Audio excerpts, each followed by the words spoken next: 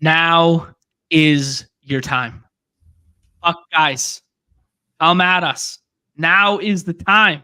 NBA All-Star break right now. You guys are the only daily show in town today. 8-game slate. Beautiful thing tonight. 5-game slate tomorrow night. We got 40K worth of contest. You guys are always asking variety in contest. Hashtag make the contest bigger. Now you got to show out. Now you got to show up and play these bad boys the next 2 nights because you're the only show in town and you got to show people how beautiful the puck streets on Underdog can be. Ezzy, are you ready to dust off the model? Yeah, I mean, if you're looking for answers, certainly this is the place to be. The model is refreshed. We didn't have we start off really hot. Model came back, our deep sleeper that, didn't get the approval from some people. Immediately with the goal, and then something happened with the goalie calibration needed some work. So we fixed that. And now we've got simulations. We've got simulations now. So okay. So the hamster's been working overtime here to make sure that the hockey bros are going to be serviced today. Had to get another hamster in there, but yeah, we got sims now. So. Oh man, I love it. Yo man, before we jump in here, you have yourself a nice weekend there. I didn't watch the MLB stream yesterday. You were supposed to have yourself a nice long weekend, and you're still out here grinding 2-hour solo streams, man. Listen, I give the people what they want, and the people demanded a second baseball draft yesterday. So if you haven't checked that out, we had some fun in those streets. But I did have a good busy weekend. I flew to Maryland on Saturday for a wedding, and then flew home on Sunday. So a really quick turnaround.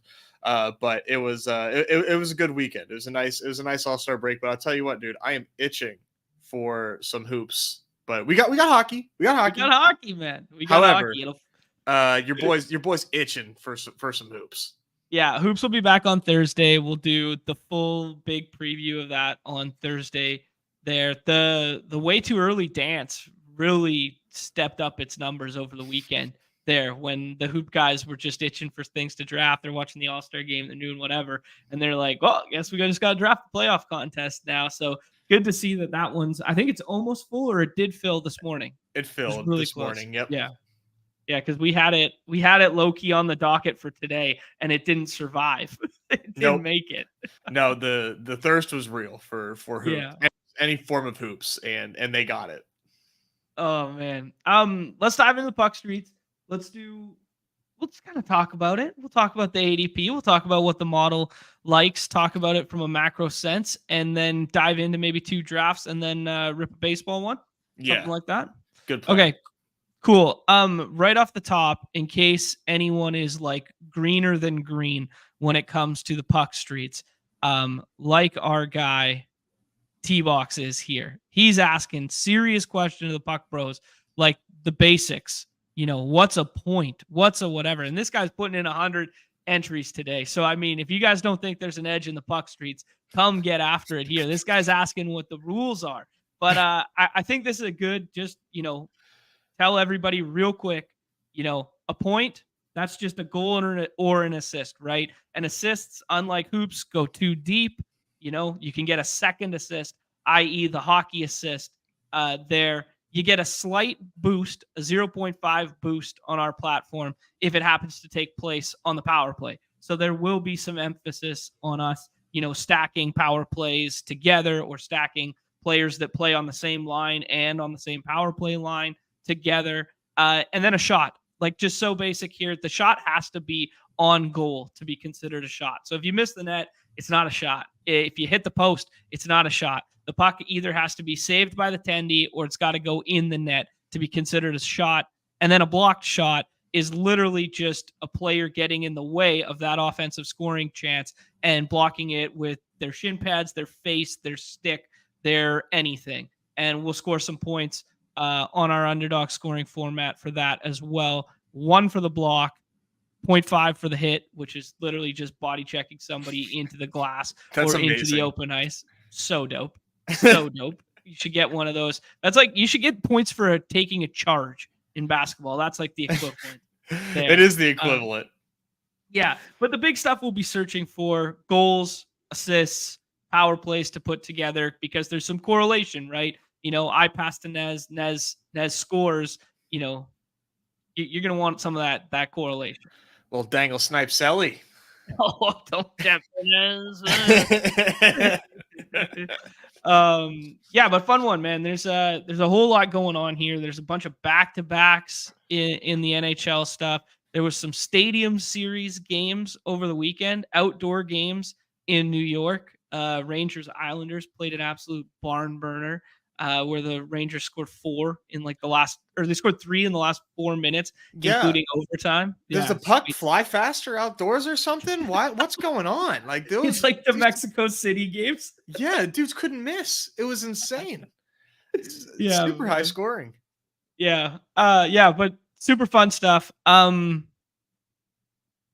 Let's start with the ADP here in the model, Nez. You got to tell me what you're liking at the top end of the boards here. What do you think of the current ADP? Are there some big misses according to the model? Things are looking decently efficient, I will say. We do have some value plays. I Mm. can spoil them now, or we can wait until we're on the clock there. But anytime you've got Sid the Kid, outside of the first round, that's just a little egregious. Model's never going to like that. Model's always going to favor goats, and when the goat's sitting outside first round, it's sticking out like a sore thumb. They had Yeah, Did you see the I guess it was yesterday they played the Kings and they had the Yager jersey retirement ceremony. Did you see this? I did. So sweet. Everyone came out warm-ups with Yager jersey on and Yager mullet wigs on. So good. So Yager is like what, like almost 60, He's yeah, mid 50s, but maybe early 50s, but he was still going. I was gonna say, but he retired like 2 years ago. Like Dude, he's he nuts. played for. It was insane how long he was in the NHL. It was wild. Did you see his speech at all? No, but I heard him drop an F bomb on while commentating. Yeah, so that's the kind of guy he is, right? Like he's just straight beauty. But he's talking about how he's like, I want to thank my girlfriend, and says her name over there, and like, but she's too young to remember when I played for Pittsburgh. She doesn't know me from that era. Like, Um, could be more of a hockey guy. yeah. Jesus Christ. Dude, he's got some wild stories. He used to do like some crazy stuff. Like he's really religious, and he would go up into the rafters by himself and like bless his stick with holy water, and he would Like, leave closer to like God, I mean, dude, just like crazy stuff like that. He used to drink like 10 cups of coffee a day. he just like me. Yager's an absolute class act. Yeah, Um that was awesome. Okay, what else we seen here in the model, Nez? I'll throw one in here. Everyone's gonna look at the box scores, and they're gonna be box score watching the Minnesota stuff from yesterday. Like we had some big outlier scores over the last couple of days. Like we had a Florida 9-goal game. We had Minnesota yesterday. It was 5-3 going into the third and finished 10-7 versus the Canucks there. So if people are box score watching here, it's not normal to see multiple hat tricks on slates and see, the same line have multiple hat tricks on it and 40 burgers in the box store, like Kirill the Thrill here. He's got a 40 burger. Like, that's not happening tonight. That's not normal, guys. Like, Yeah, that was insane. I was looking, running some things and looking at box scores, and couldn't believe what I was seeing. Had to yeah. completely scrap that when we're crunching these numbers here. Well, to no surprise, we like a ton of wings. Very wing dominant. So you kind of have this the scarcity at the center position, but Okay. doesn't mean that we're flexing centers. But you kind of want to get it while the getting's good. Now, I Okay. will say, uh, Hughesy's probably a 102 for me. Maybe a little Okay. bit of a hot take, but give me Hughesy 102 there. McKinnon well deserving of the Mhm. 101, but Hughes for me against the Caps or as we like to call them, the craps. Easy 1-0-2 after McKinnon. And then, I mean, it's Wing City tonight. It's really crazy, all these wings we got. But we'll get into some of the favorite plays. But I'm kind of we're a little chalky in terms of what we like and what we we love tonight. Okay. So I All right. don't know how far ahead you want me to get here, but No, I respect it. I respect you bringing up a favorite staple of the show, Lil Jizzy, Jack Hughes. We gotta reset that one, Lil Jizzy. Lest we forget, he's got a brother. Is his brother's nickname Lizzie?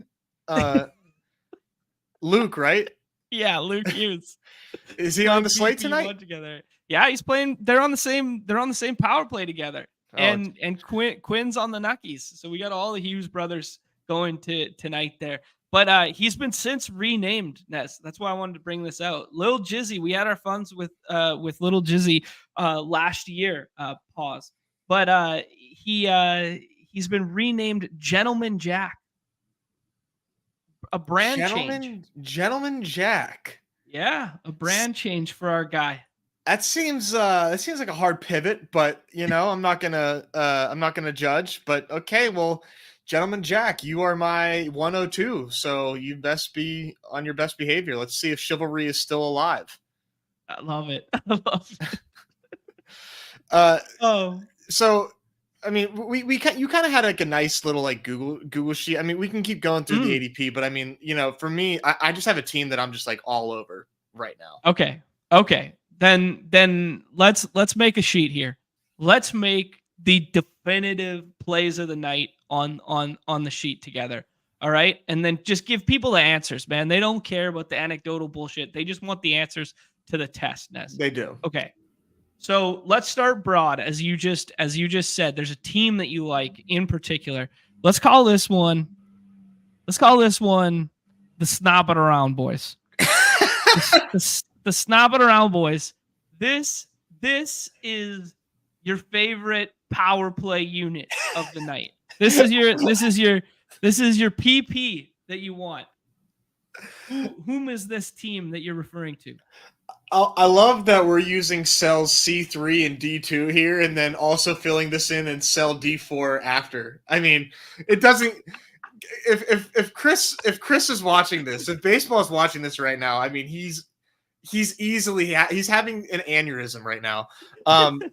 This is, I mean, tell me you never worked an office job with spreadsheets in your whole life and that you just use them for tracking poker stats and drafts. You're just throwing shit in the middle of a spreadsheet. You have no care in the world for any organization at all.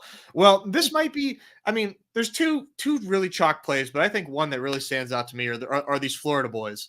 Give me the Panthers tonight against the Ottawa Sens. I mean, jumping off the absolute page tonight. I mean, it says a lot when Sam Reinhart, I've got him 10 spots ahead of ADP. Just really jumping off the page for me. Him and everybody else on this Florida team. Carter Verhaeghe, little Verhaeghe tonight, absolutely throwing him in some lineups. I think you can take three of these guys and be live. Okay, I like it. I like it a lot. I have Sam Reinhart on my short list. He's second in the league in snipes, dude. He's got 39 tucks on the year. So, I mean, he's going in the 20s there, and they're in a glorious spot against Ottawa on a back-to-back with a backup 10D in there. So, one thing to bring up here is basically every single draft, these first four go. So, Verhaeghe, Barkov, Reinhart, and Tkachuk. They basically all go. They all play on the power play together, but Tkachuk plays on a line kind of like by himself, right? Like by himself relative to the power play. So I think there's some interesting things you can do with Tkachuk to get like a little unique. Like just do like a little stack with like him and like Montour, like the defenseman or something like that. Or you can mix in like a little Nick Cousins here in the last round that nobody's going to get to.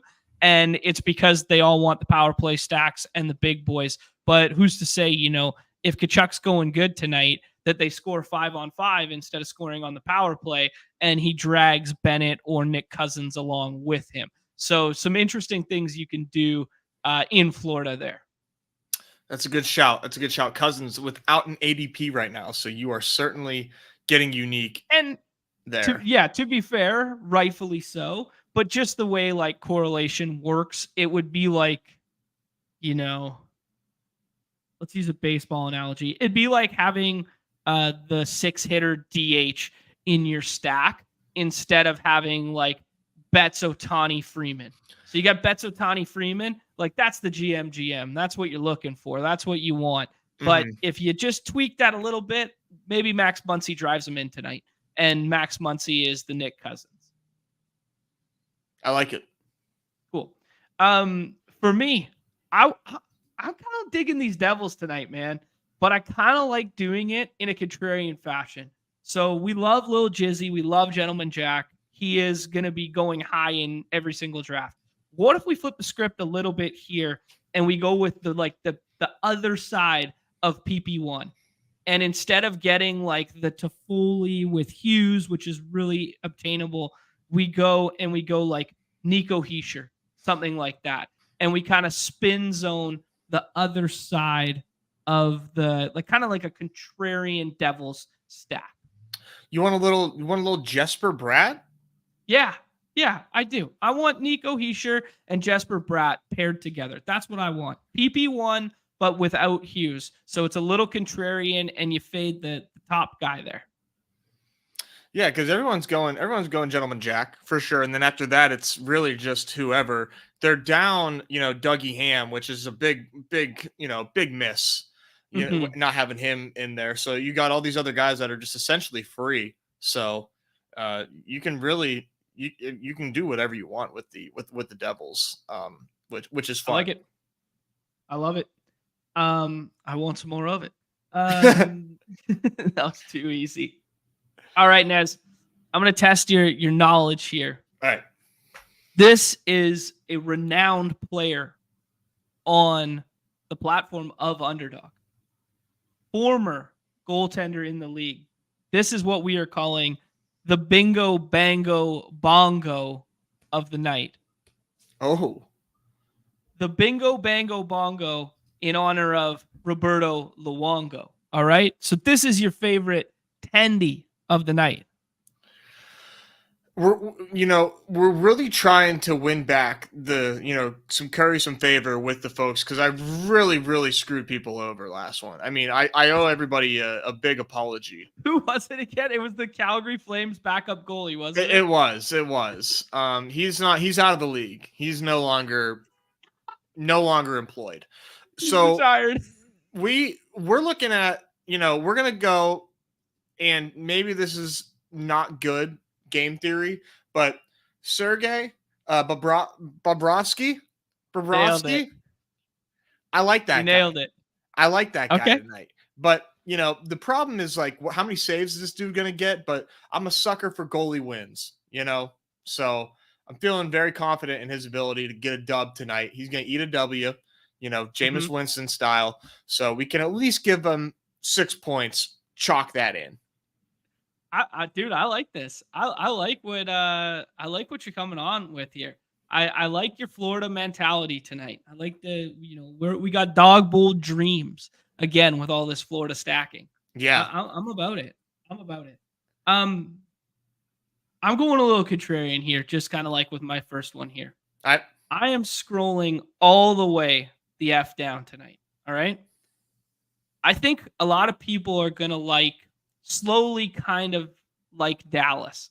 I think they're going to be like the slow rising guys of the afternoon. I think people are going to like Dallas PP1. They score over 3 goals a game, that sort of thing. They're really low in ADP. Wyatt Johnson's been playing some nice puck recently. Oh, yeah. But they're going to be without, I mean, not 100%, but they're going to be without Miro Heiskanen. Nailed it. Their top blue liner tonight, their PP1 guy. I don't hate a little contrarian power play stack of like these top 3, maybe something like that. But I'm going to go to the other side of the equation. I'm calling bounce back game for Igor. I'm going Dallas has got backup Tendy in tonight. Dallas is on a back-to-back,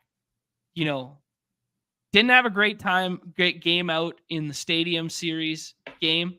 He gave up 5 that night, but then they ended up winning in overtime. I'm calling bounce back game here for attendee who would normally be ranked quite high, but is going at goalie 14 tonight. That's sharp. Got to take advantage of the recency bias. I was getting a little excited seeing who the Penguins were up against. I was looking at Sorokin, his box score, and then I remembered that they were playing in the Ford Field of hockey, so it didn't matter. Any outdoor game is the Coors Field, the Ford Field. The puck just slices through the open air. It's insane. Just carries, just gets that extra lift. The goalies aren't used to it. It's like a fastball that has extra ride to it. Goalies were just missing left and right. Couldn't put a glove on the puck. You know what's funny is okay, I find it really funny because the narrative from like puck guys would have been the complete opposite before. Like outdoor games, like especially when it's not cold enough, there's too much snow on the ice. They got to pause. They got to scrape the stuff off. Normally offensive numbers are down. The wind can be blowing from certain directions. Like sometimes they switch ends in the third period. So that's like a thing because like you'll play this way for the first, then you'll play this way for the second, and then to make it fair, they'll switch at the 10-minute mark if there's enough wind, but there was like no wind in the stadium in MetLife, so they didn't switch. This is some real hand on the ice stuff here for you guys. So yeah, I think the bros would be kind of like, the hockey bros would have been in lockstep with you that an outdoor game going nuke would have been like, that's not going to happen like 5-6 years ago. But then now I think they figured it out and now they play well, right? Yeah, it's pretty wild. Pretty wild. All right. This one's just straight playing the hits here, Nez. This is the Dangle Snipe Selly Top Cheds of the Night Award. Pretty straightforward here. Just flat out best play on the slate. But I'm going to throw a little wrinkle in to you here. It has to be ADP adjusted. Okay. So adjusted for ADP, 2 strong plays here for me. Okay. Well, really 3, but I'll let you have 3, man. I'll let you have 5 if you got 5 good ones in the model. We got 3. Coming in first, Chris Kreider against the Stars, man. I think they're feeling hot. Yeah, it's just, ADP 22 is just really just not high enough for my boy Kreider. Damn near a lock to put the puck on the net tonight. Number 2, who we really like, is young Kyle Connor up against the mini Wild.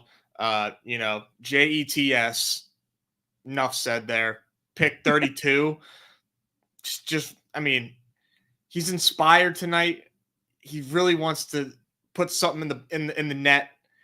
Gets the Wild, man. I think he has the ability to really, to flirt with three tucks. Lastly, I love that. Let me touch on the Connor one real quick here because I got a hand on the ice for you. We got Flowers going in net.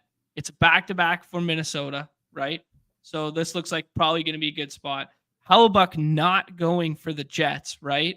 So now all of a sudden, this could turn into a little back and forth, right? You got backup tendies kind of deal. Back and forth, everyone's buzzing. Third period against the Nuckies, hockey night in Canada, Saturday night.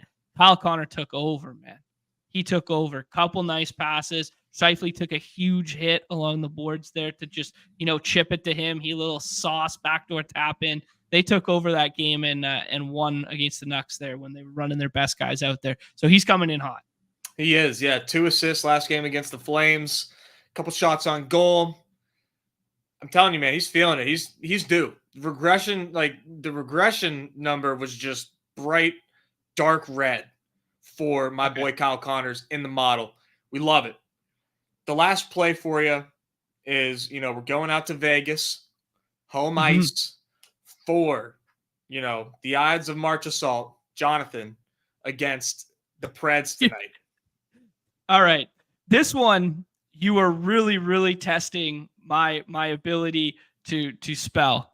Let's see. Jonathan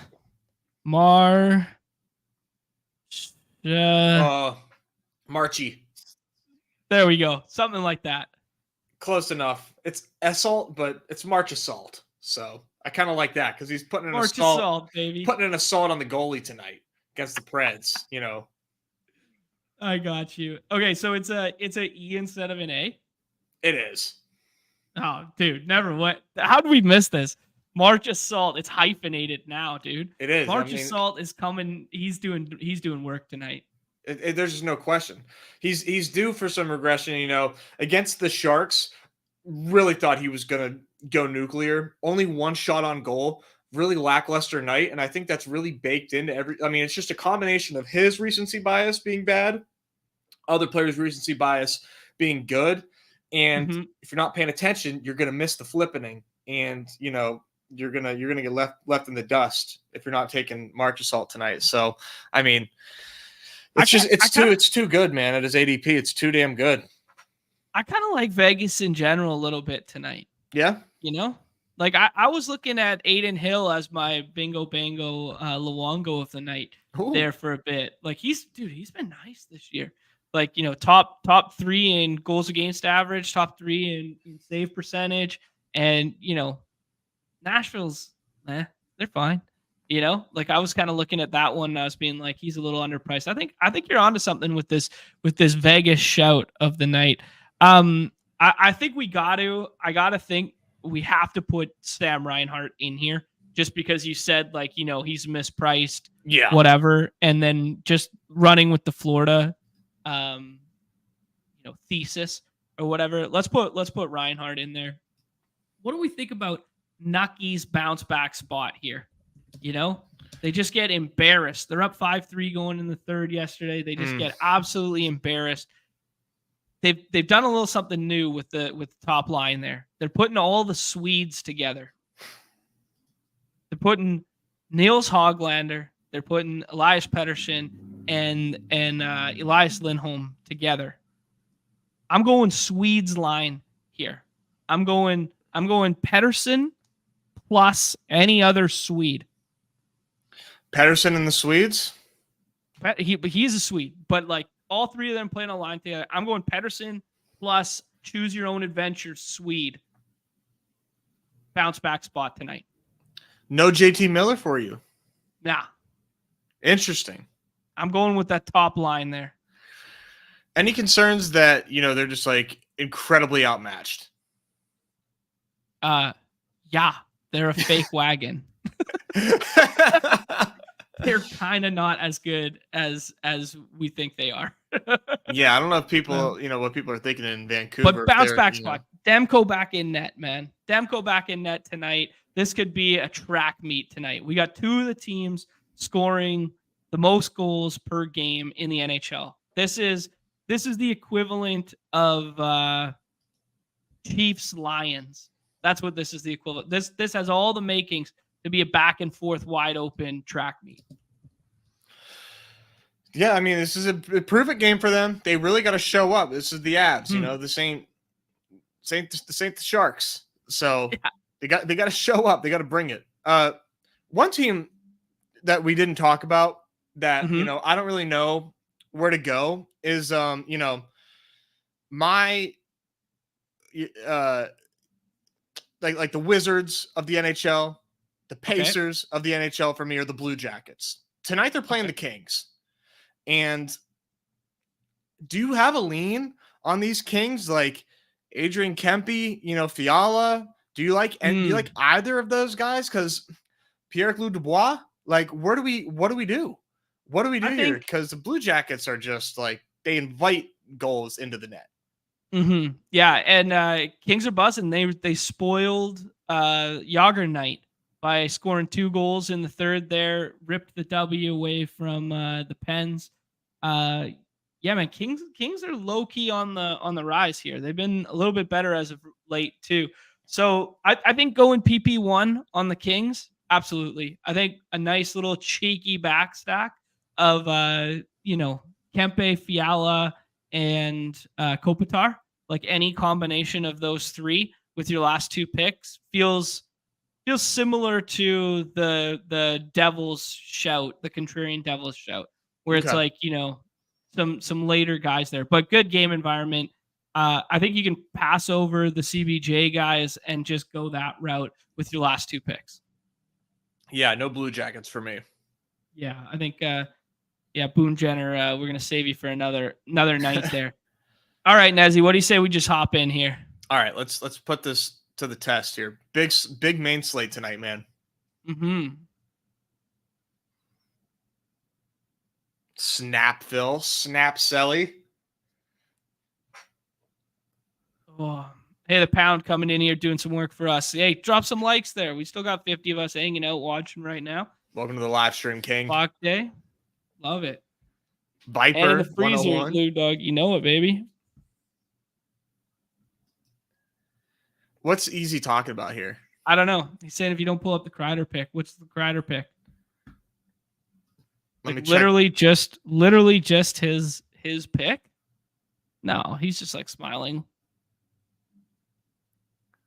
He just wants it off the board. He doesn't want people to know that Kreider's the play tonight. There's got to be let me do some research. See if this is safe. See if this is safe for stream. He'll tell you in like 2 seconds. I'll figure out if this is safe. See if Viper's watching. Yeah, we'll see what he rolls with here. All right, business as usual to start here.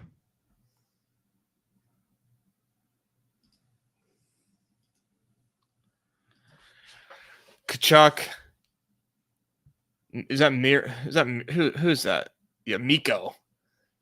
Young Mikko. Mikko Rantanen. Gut P's gonna make us wait. So we can really get ahead of our stack here. Okay. Guts going Husey. No question. Yeah. All right, we got the Thrill coming off that 6-point night, getting the peg with a backup Tandy. We could do some Rangers stuff, or we could scroll the F down for the Florida stuff. Let's go Florida. Like let's RIP Mason Marchment and his Florida pick there, but we are we're going Florida boys. All right, let's do it. Ovi going at 7 right there. I saw no Bo Sox in the chat calling it feels like an Ovi night. I mean, can't do better than 2 goats. Yeah, Crosby and Ovi. This is the sickest team of 2010 I've ever seen. I was gonna say, boys are old, man. Getting up there.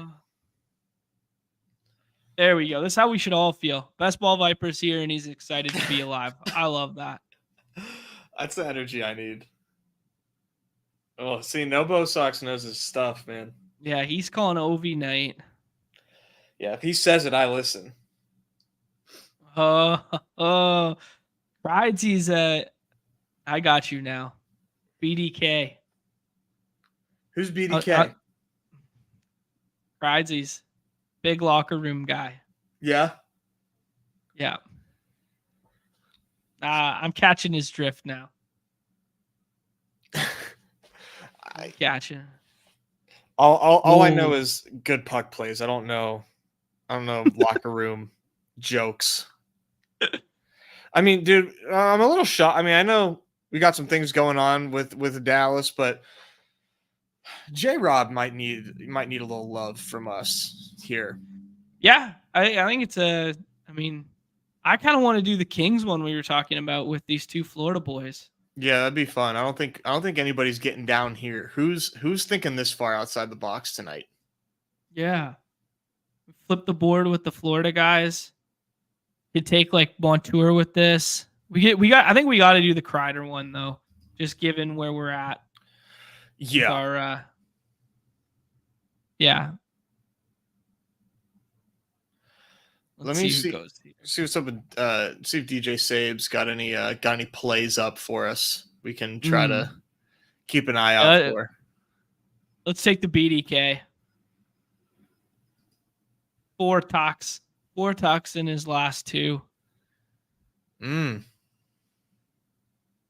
BDK, huh? BDK. You don't say. This All seems right. this seems certifiably true. Who do we want to add to this one? Adam Fox on the PP? That'd be fun. Oh, absolutely. I mean, bang it. Yeah. Foxy, no question. Look at that. Fox and Kreider together. That feels good. So we got 2 Florida boys. We got 2 Rangers. Give this one less zoom here.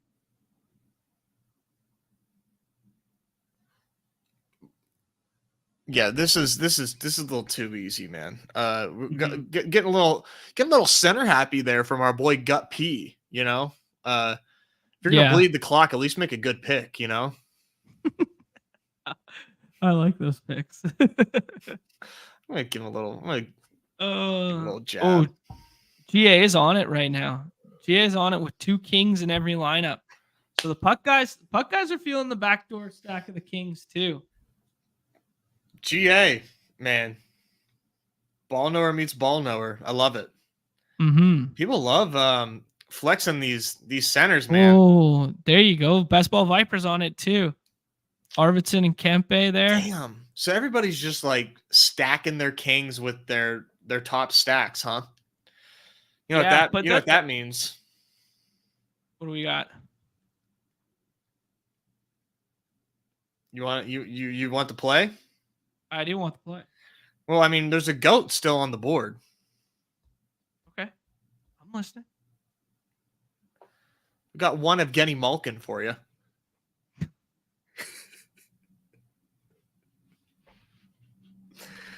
I can't think of a way. Why you have to be mad? To derail this team.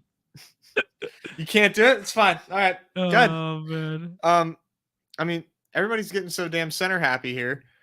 We're gonna game stack with Boone Jenner, or are we gonna go Nico? I think I kind of want to go Zibanejad and put him and Kreider together, and then we go Igor, and we go like full Rangers and I like this. All right, go Zibanejad. I got 2 little notes on what you just said. Kings have been messing around with their lines a little bit. So like Arvidsson and Kempe, that Best Ball Viper just put together, traditionally not going to be playing together. So we'll see what happens there. They moved more up in their lines. Yeah. So that one becomes Fiala's kind of just been slumping. So that's what's been going on there. And then the Rangers have been really messing around with stuff, whether it was just a byproduct of the fact that they were down versus the Islanders there, but they've been moving guys all over the place. So maybe not as clean a stack as traditional, but I really like this team that we made here, Nez. Yeah, I think we're on to something here. You know, you really got to mix and match these stacks. Can't just be stacking whoever's top of ADP at the time of your pick. You know, these underpriced Kings, I think, are definitely going to be the skeleton key tonight. The more I think about it. Shout. Yeah, I like that shout. I don't know. Where do you come out on the stacking versus like, you know, we're talking 8-game slate here. It's pretty hard to see a full line get home, but we saw it yesterday with Minnesota, right? Where it was like you just needed Minnesota power play 1 to win anything. That's just what you needed. And if you didn't have that, you weren't getting there. Are we getting a little stack happy here by putting together, you know, too many of the same teams? Should we be thinking, you know, a little more one-off here? You could thread a needle if you want, but you know, I'm always going to lean towards the best strategy, and you know, leaning into correlation is always going to be, you know, effective over time the most. So I wouldn't be chasing anything. Okay, I like that. I like that shout there. Yeah, here you go, GA. They're gonna be on the power play together for sure. Yeah. But they did. I was looking here. Yeah, that's what I was looking here. So they're on the power play, obviously, together. But like they were running that Kempe, Fiala, and Kopitar line for a while, and now they've moved Fiala to the second line. So playing Fiala plus Arvidsson feels kind of fun comparative to like Arvidsson and Kempe, because now they'll play together all the time, including the power play. That's kind of where my mind's at. Yeah, I think that's a little different because in the most recent weeks, it was Kempe, Fiala, and Kopitar playing together. And then they were just like, moving to the power play unit. Now they got, 2 and 2. So it's interesting. Their overlap will be greater. Yeah. If they make any changes to that, will they let us know ahead of time, or is it just like you find out after? They have any incentive to, or are they obligated to let people know who the lines are before the games? No, like they'll submit a roster beforehand, but like that doesn't, morning skate. They'll say, oh, so and so is playing with so and so, and they'll piece it all together, and then they'll submit a roster, and then as soon as the first shift happens, they can just throw out whoever the F they want. Word. Yeah. One little super gal brain, deep down the rabbit hole here. Yeah, like you find out here, like in warm-ups, you find out what like their initial lines will be, right? Mm-hmm. These guys want us to try and fill a bottle rocket. That's a 12-person draft. That's going to take a lot of time, and then we're not going to be able to fit a full baseball draft because it's too much. Do something else. Yeah, we could do one more of the short ones. Yeah, let's get this main one pumping. All right. I was thinking about that 3 max one for a second. Yeah, I might get in there after this. Oh, look at this friends and family. T-Box, B Breck. Let's go. All right, so we're gonna have to get a little different this time around. I don't want to do the same old. We might be able to get Hughesy to fall, but Blake's been in here grinding, taking notes. I think he's going to go Hughesy 3. Okay. And if he does, are you cool with doing a little Abby, getting a little Miko if Miko falls? Yeah, I'm fine with it. Yeah. And Demko scares me, man. Demko's just like, Colorado is like so nice, but Demko can just stymie anyone on any given night. Makes me nervous. Yeah. But we don't as have to we go said, against your guys. We can do Curl the Thrill and just ride the wave. Oh, buddy, I want to keep scrolling. I kind of want to do like a first round scroll. This might have to be done at a later date, a non-stream one. But I kind of like the idea of going like with a Trocheck and Panarin start from this side, and then bringing back some Kings later. Trocheck. Yeah. Whoa. You really got the third eye just wide open. They're nice, man. Trocheck's I'm not familiar with his game. Yeah, he's good. And he's PP1 with Panarin, and they play on the same line on the second line together. All right, let's do Mikko then. Okay. I think there's pretty clear top 4 right now going in these drafts. Maybe top 5 after. Dang. You want a Makar? There's Trocheck right there. Yeah. I could do 4. I could do Let's Forsberg. Let's game stack it with Vancouver. Yeah.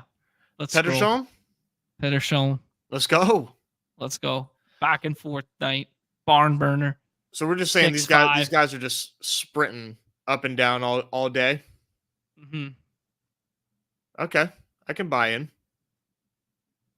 Dude, look at this. Vinny's grandma makes pasta for the team. That is the deep dive research we need. There you go. You got Vinny pasta and the bread man. Like this combo made itself. Like what goes well together more than well, that was an awful sentence. What goes better together than pasta and bread, man? Carb City. That's the name of the stack. Carb City. That's what they're calling it on the broadcast. The Carb City raviolis. So this game. Do we need OT for this stack to get home, or can we get there? No. But we don't have to full game stack it. We just go Mikko on one side, we go Pettersson and somebody else, and then Pettersson and Hughesy. Let's do that. Quinn Hughes on this one. And then we do another stack of wingers and center combo. Okay. We could definitely go the back end Devils route. We could go Rangers if they last. We could go Kings. We could do the Kings one. I think Kings is pretty fun, man. Okay. I mean, I know we just like did it and we saw it get done and the chat's talking about it, but we can do it. We can still do it. All right. Let's do Kings. All right. But I'm going to need your help with who to take, though. Let's do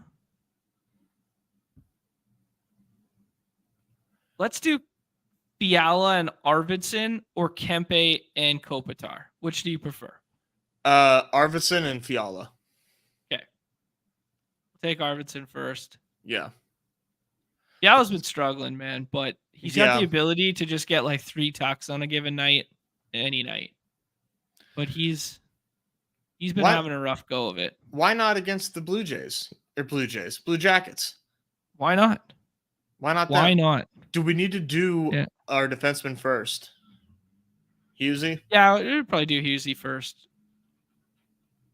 He's probably more prone to go. Yeah, it might make sense. And then goalie's kind of like pitcher, right? Where it's kind of hard for a goalie to really separate. Well, it's interesting. They tend to separate more than pitcher because, like, you know, if some guy goes and gets blanked and there's like a 15-point gap versus like in pitcher, you know, there can be like a 6 or 7, and then you're just the factor of the quality start in the win. But the fact that there's the wins worth 6 or whatever, like you have to have the right goalie. On nights in baseball, you don't have to have the right pitcher because their scores are like so close. Mm-hmm. Yeah. Interesting. I wonder, do you think that, like, talking baseball dailies here, do pitchers need to matter more?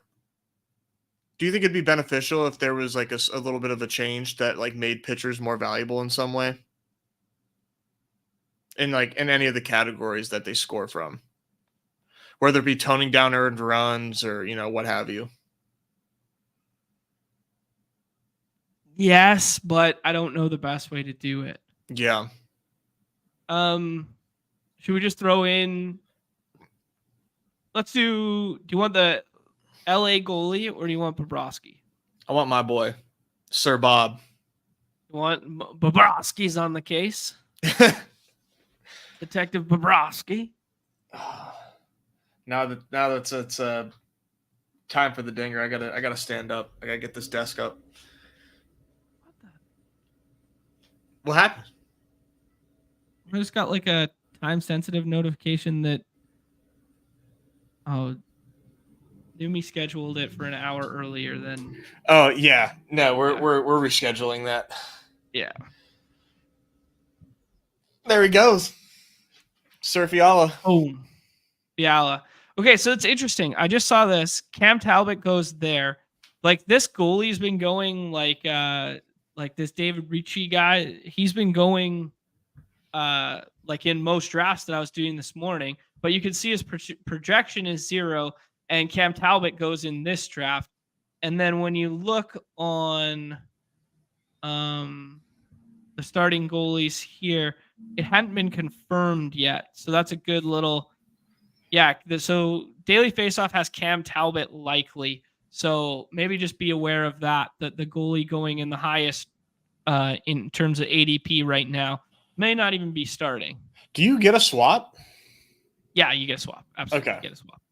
Yeah, you for sure get a swap. But if Cam Talbot goes in the same draft, you know, he's not going to swap to him or whatever. But you absolutely get a swap. Yes. Got it. Cool. All right. Well, hey, not bad, Desi. Not bad. First puck, full puck segment to start a show in a while there. You guys got to do some work though, man. Let's go. It's 10 minutes to 1 p.m. Pacific time here, and I'm looking at 50%. I don't know, man. The puck guys, they're supposed to be showing out, Nez. I think we need a bigger effort from them right now. I feel confident. Toe drags getting filled. I'm gonna do my part for the hat trick. The hardcore guys are probably gonna get a little overlay in the bottle rocket. Based on my estimates. So if you're a diehard puck guy, get in that bottle rocket and enjoy some overlay. I think you're gonna get some. Yeah, we cannot let that happen. I mean, the puck guys here, like, you guys want to show out. You want it to be bigger. We got to be filling these like with an hour till lock. We got to be pushing the boundaries of potentially, hey, should we drop another one? Is there enough time to drop another small contest? Make them sweat. Like that's what, yeah, make underdogs sweat by filling these things, and then we grow the game. All right, I'll be doing my part after we rip a dinger. I think this is dinger 15 for me, Nez. I did a couple over the weekend there when we were at the cabin. For whatever reason, I was going to bed an hour and a half later than everybody else. So I had some nice alone time in the evenings there, finish off the little bottle of wine and do some dingers by myself, nice. Just me and the dog. So I had a nice little alone time, get caught up on some dinger action. Yeah.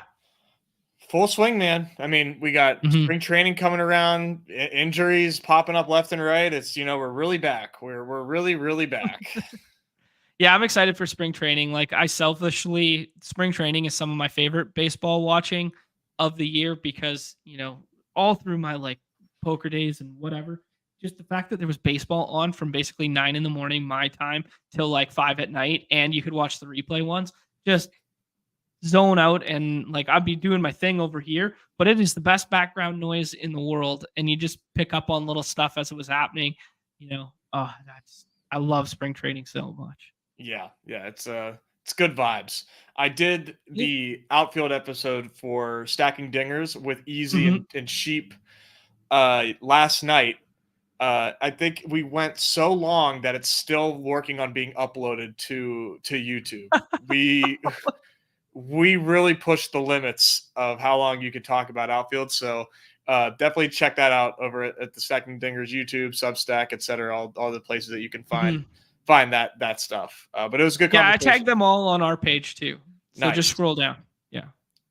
Nice. Yeah. It's it's fun. I always learn, something talking with Sheep and Easy. And so they kind of got me on a couple guys that I wasn't on at first. So I'm trying to, I still have a long way to go to max the dinger. I got a little over 100 to do yet, so I can really make up on where I've been kind of having some major blind spots, especially for outfield, where I really don't really feel that great about many outfielders at any point in the draft. I'd much rather take a pitcher or infielder most of the time, unless it's I think that's kind of evergreen, right? No doubt. I mean, you have to, but I mean, I just prefer my outfield. Like, I think that there's some really good outfield values at the end of the draft. Okay. So let's go through some of those in half a second, because we got to make a decision here. Best Ball Viper picking behind us. We have the first 10 infielders run off the board there. Who do you like, Nez? Do you want to do Strider and an infielder, or do you want to go 2 infielders? Or do you like Schwarber? Two infielders, I think. Let's go Medio.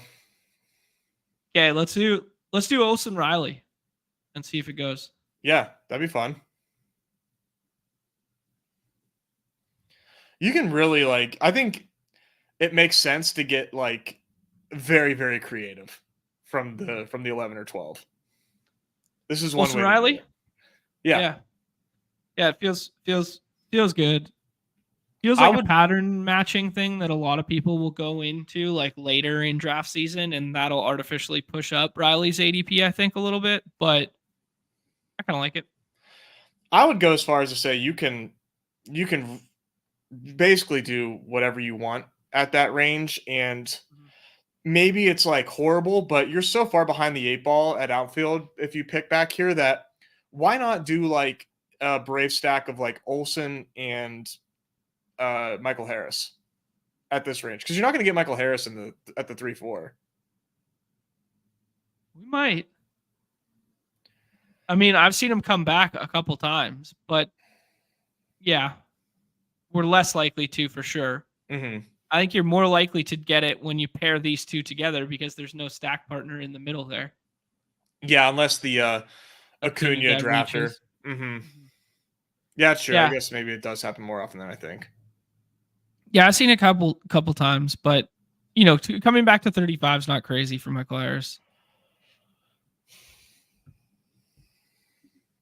Yeah, it feels fun to just you gotta get an advantage somewhere in this lobby. And it might as well just try to bully everybody at infield. Yeah.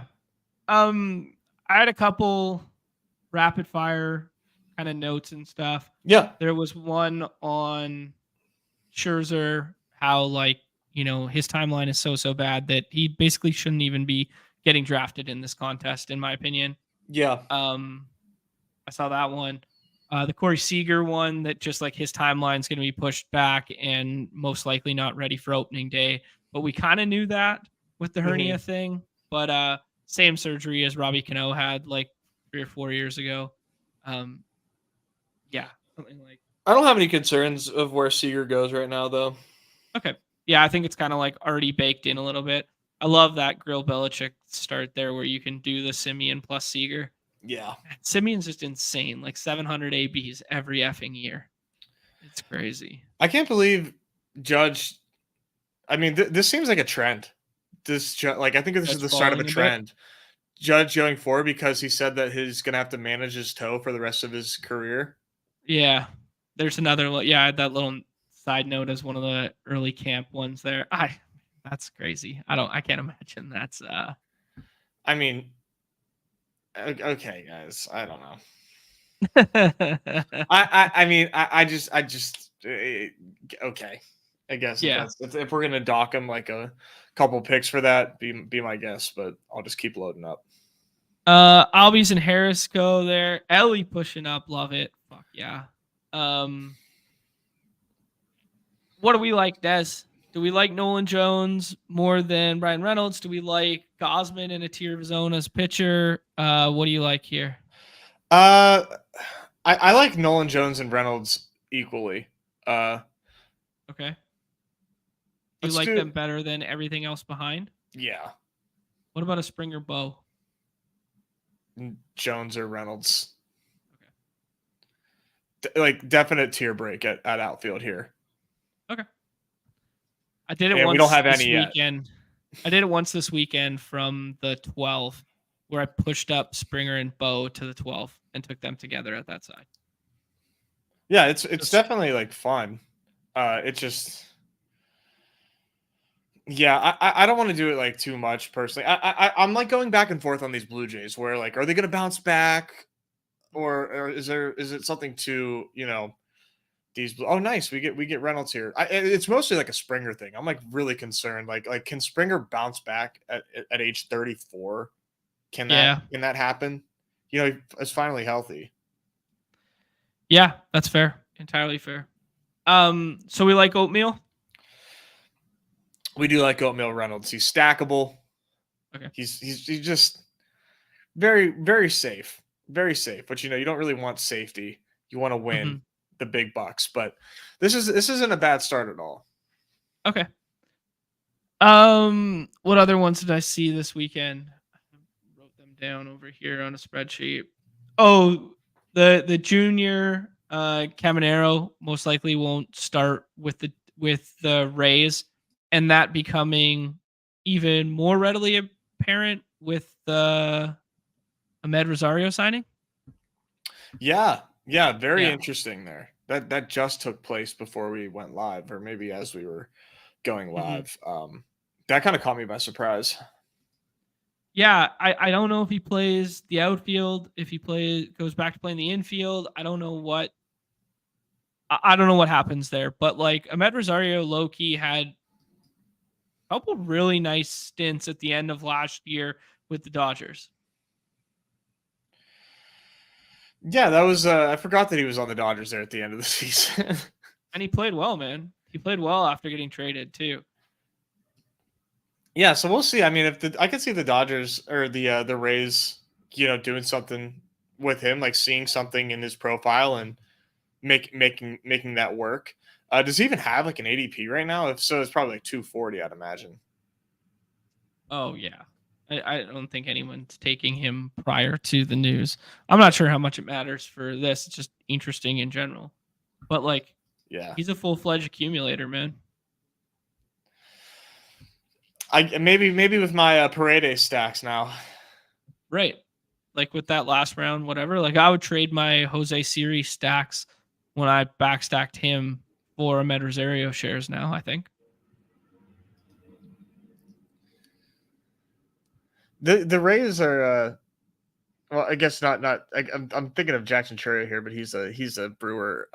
Top 100 pick now. Are you gonna get yourself any Jackson Chourio this season? No, probably not. I'm a little shocked at this ADP. What made you think of that? Because it came up last night in conversation, Oh, and I was yeah. the odd man out on Jackson Chourio. Why, you like him or you don't like him? I mean, I don't like him pick 100. Yeah. You Feels know, rich.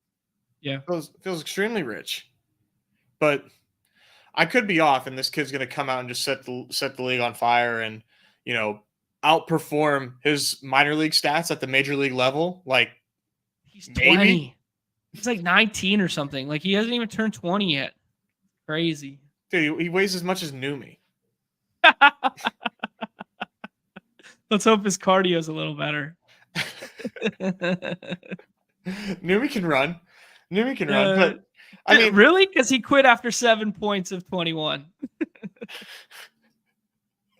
I wasn't there. I can't vouch for that. Yeah, man. I don't know.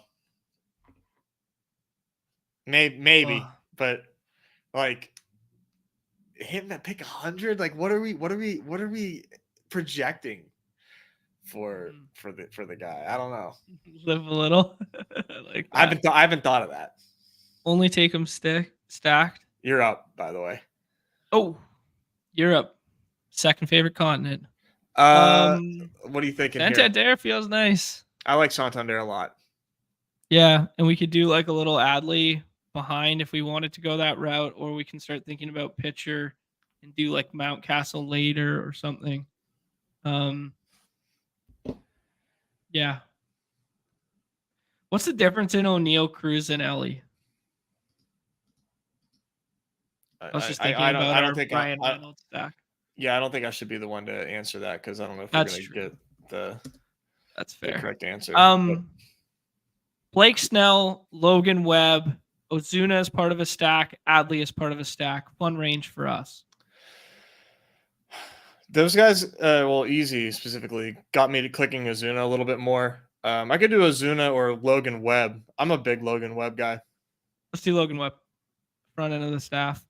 I think we need a pitcher from this range to start a staff, like kind of like a stable guy.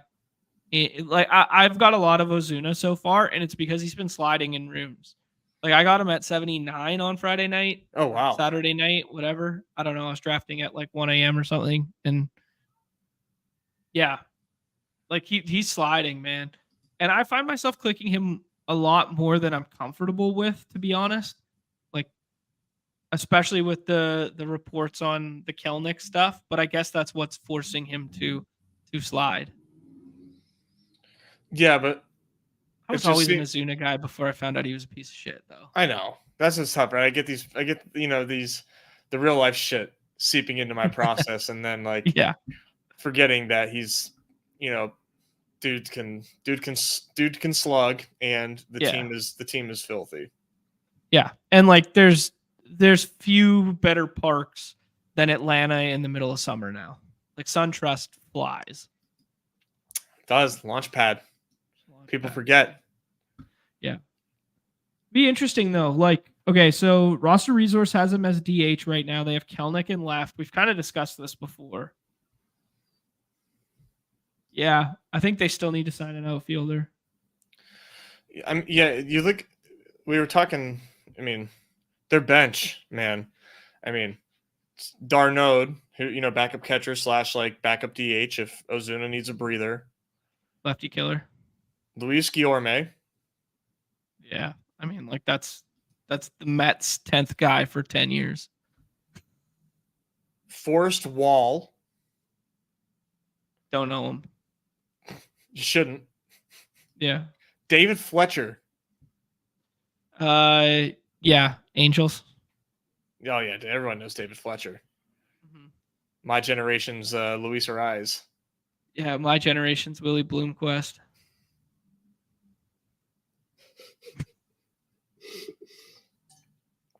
I don't know who that is. You don't know Willie Bloomquist?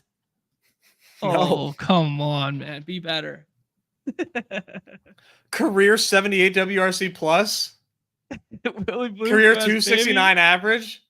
This guy doesn't deserve my ball knowing. What's the best season for Willie Bloomquist? His first season ever when he had 38 plate appearances. This is a great shout from Ghost AF. Positive spring training reports on Kelnick, a tale as old as time. That's so true. Nobody eats in spring training like Jared Kelnick does. Mm-hmm. Dave told us, oh, here you go, Dark Sheep saying he's living more than you now, Nez. I know, man. It's what's going on in this world.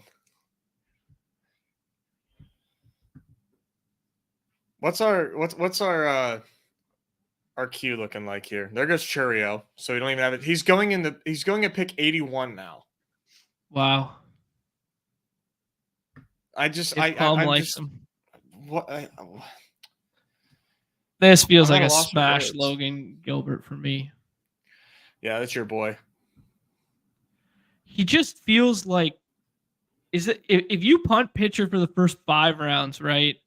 And you start Webb Gilbert, like, doesn't that feel safe plus ceiling to a great level? Feels very nutted. Like, that's how I feel about it. I don't know if I'm right or not, but like, for me, it's just like I've been living on pitcher in this like 9 to 14, 7 to 14 range. Yeah. You want to do outfield here? We could scroll just a teensy bit just to see, because I mean, this for me, it's like Green or Yoshida there. Obviously, my son Mitch. I do a lot of Joe Ryan too, or you can go. You don't like the Mullins stack? No, I'm scared as hell about Cedric Mullins. Let's do Green then. I never take Green. I mean, he's still young and top prospect pedigree type guy. It's just Park's awful, team's awful. Hey, team isn't that bad, man.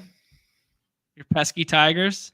Pesky Tigers are projected to be 500 this season, so not terrible. Yeah, division's so bad though. Playing 500 baseball it is good for them. You're right. Yeah, you can do easy backstack stuff with Carey and Parker Meadows and Colt Keith getting some love now after he signed his deal. Are you a Parker Meadows guy? I don't know enough to think I am. No. Not really for me. No? Why is that? I just I'm not into guys that aren't 100 WRC plus hitters in this format that aren't going to steal 20 bases and don't. I mean the lineup isn't that good that you want Parker Met. It's not like he's on the Braves here. I mean, I just don't think he's that good. I don't know. I'm a little shocked that he gets drafted every single time. Yeah, I mean, like, who's a better pick, Parker Meadows or Mark Canha? Like Canha for me. Yeah, just put those two together instead. Yeah. Yeah, and I'm definitely taking Henry Davis over Parker Meadows.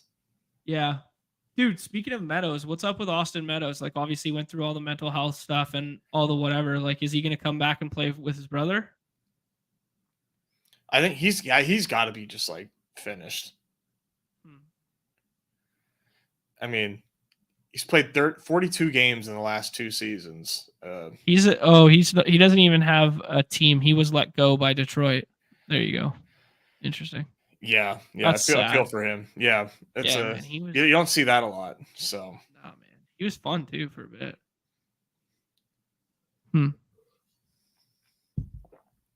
Carlos Rodon. There was a nugget out of spring about him. What did I see? Pumping gas. They're saying about 97. Yeah. I mean, that was never the issue, right? Like no shit. Carlos Rodon throws hard. Like let me find somewhere to sit. Like can he do it without grabbing his elbow after? That's the big question. That's fair.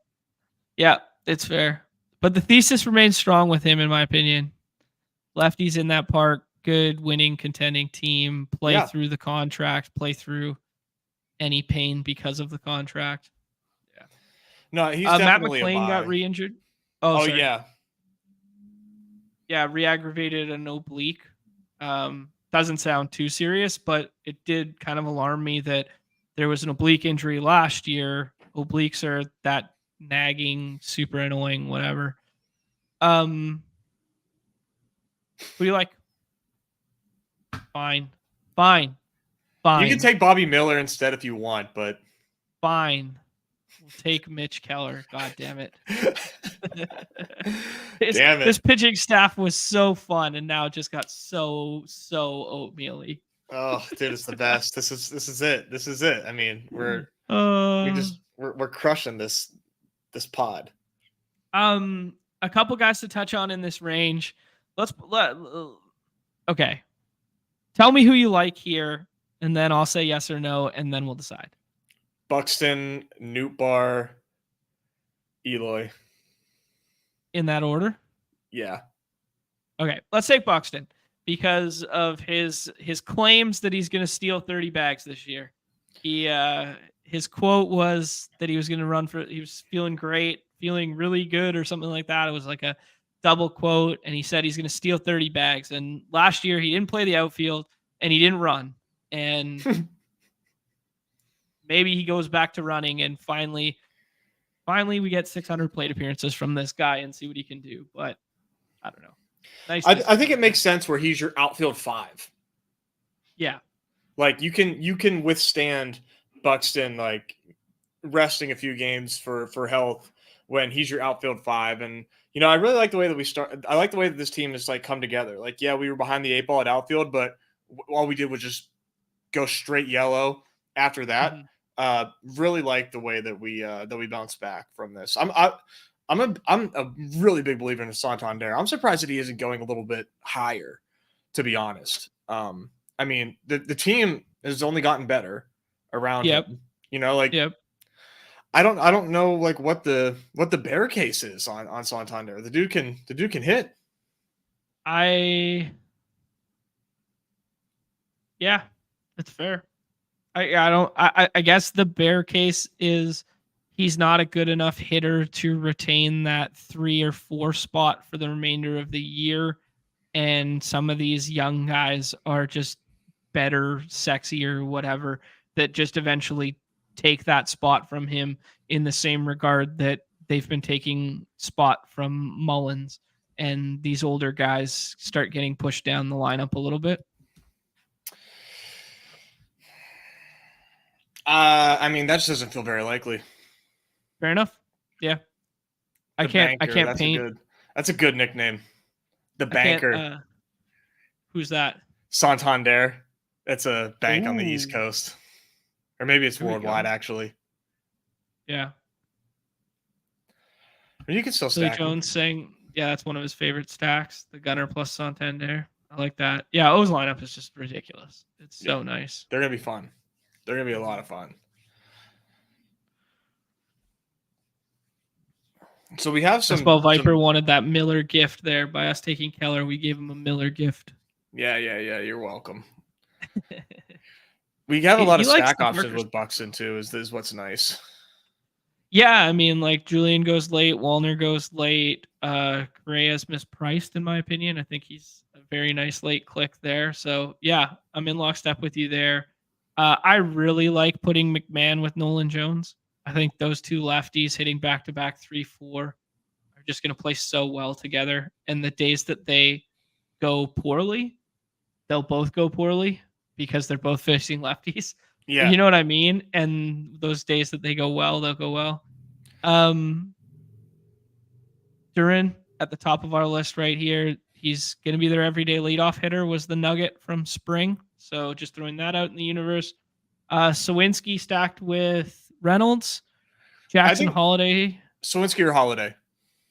Which do you prefer? Probably Sawinski, to be honest. Okay. It's just like keep shoring up this outfield. And then now we can potentially stop here or make it 7 if you want to at the end of the draft. I'm kind of fine with this. I think I am too. But you could do like a 6-7-7 with this pitching staff that we have so far. Man, there's some really 6-7-7. Yeah, maybe. I don't know. Okay, what do you think? Jackson Holiday with Santander? Yeah. As kind of like a shoot the moon guy here? Absolutely. Okay. I'm so in on Holiday. Yeah, I don't take very much. I'm not gonna lie. I got blinders on when it comes to these like super young kids like having immediate impacts, and I haven't flipped my priors of like peak age being like 25, 26 when they make it through AAA and they see what real pitching's like. I still got these like kind of like blinders, but then I do forget that it's just Jackson Holiday's a Nepo baby, man. He's been prepared for this. A Nepo baby? You don't know what that is? It means he's a product of nepotism. His father is Matt Holiday. He's right. Okay. Grown up around baseball, been prepared for this like his entire life. Like no other prospect has grown up with the facilities that Jackson Holiday has grown up with. He's absolutely made for this. And he's a freak. I mean, he's just incredibly strong. It's pretty awesome that he goes where he goes. I'm a little shocked, man. But I have O's fever big time. So that's also a part of it. Yeah, I mean it's fun. It's fun. And I'm trying to think when you said this Nepo thing and then you're saying byproduct of like, the players that have grown up with these environments to like, because it matters. It definitely matters. Who else in like recent memory has done that? Vlad and Bo. Yeah. Right? Like those are two layup ones. And Cabin. they both smashed. Cabin Biggio, yeah. There's some kids that are like coming up right now. And you're seeing it in the NFL. Gary Sheffield Jr.'s kid. Or Gary Sheffield Jr. Yeah, he's not good though. No, he's not good. Trying to think of some other ones. Well, I mean, if you go to NFL, I mean, you have Frank Gore Jr., Marvin Harrison Jr., like all these guys that we grew up with. Like, yeah, Tatis. Basketball, you go to Bronny. Yeah, poor Tatis, Bronny, man. Yeah, Tatis is a layup. Bronny's got so much pressure on him; it's insane. Yeah, and like kids, the kids that make the NBA anymore, you just have to be just and just so like top percentile of the top percentile of the top percentile to make the NBA these days is just wild. Yeah, sure. Yeah, Drew Jones as well. Dude, you can go back to like Bonds and Griffey. You can do that one too. Drew Jones. There's something. I mean, so much of it's genetics, but the other half of it is environment. Yeah, I mean the nurture is also insane. Yeah, absolutely. Chris Bryant goes there. Ton goes. There was a note alongside the Duran note that Ton would be an everyday guy as well. So yeah, Tyler O'Neill and Duran, I imagine that's kind of like their outfield every single day. That those feel fun little stack together in the 12th and 13th there. But yeah, Jaron Prince Fielder. Jaron Duran, I don't know, man. Mahomes, I like this one. That's true. Craig Counsell, for real? We're up. Was Bryce Harper's dad actually good at things? I didn't know that. I like Volpe. We got to get somebody in the queue because I can't do Bradish here. No, I was gonna say King. Yeah, I like Michael King a lot. Volpe feels like a stack guy to me. Yeah, I forgot that like the real pick is a couple below him, but we'll see what Viper does. Okay. It's Josh Naylor. Yeah, when we are thin at infield to start, he feels stable. He does feel like a good. I think people see his score last season and don't realize how much time he missed. It's true.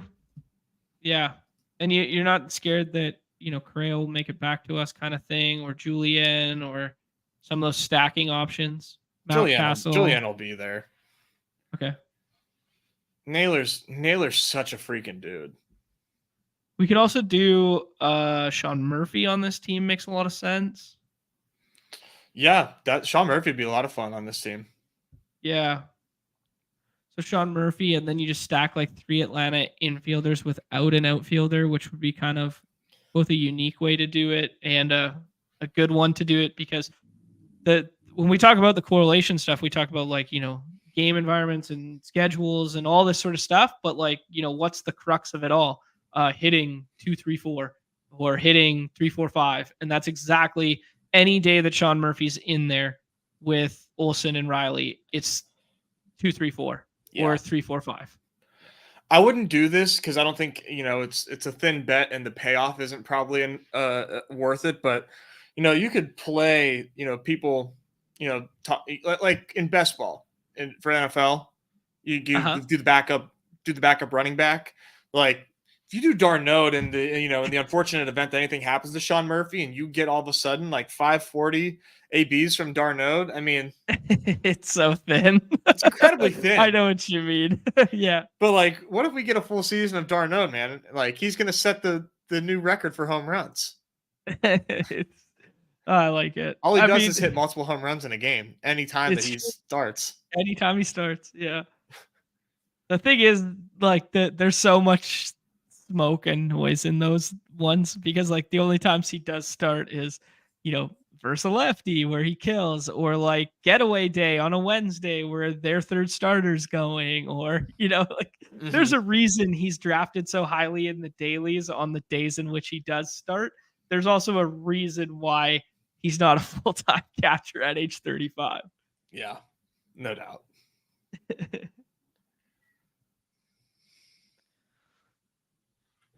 Yeah, catchers they're really tough to evaluate in this format. I know. I was shocked that catchers are hard, but like Adley's was like top 20 in plate appearances across the entire league last year, which was like really shocking to me. I didn't realize that he was in there that often. Yeah, the youth. Yeah, the youth coupled with being a great defensive catcher, coupled with he's a switch hitter. Like that's like the perfect storm of we don't platoon this guy. Yeah. And with Will Smith, like I do have a lot of concerns about like Ohtani taking up the DH spot. Yeah. I think we've both come around on that one. Initially it was like, whoa, holy shit, he's so underpriced. And now it's kind of like, oh yeah. Yeah, it's like can they really catch him 6 days a week?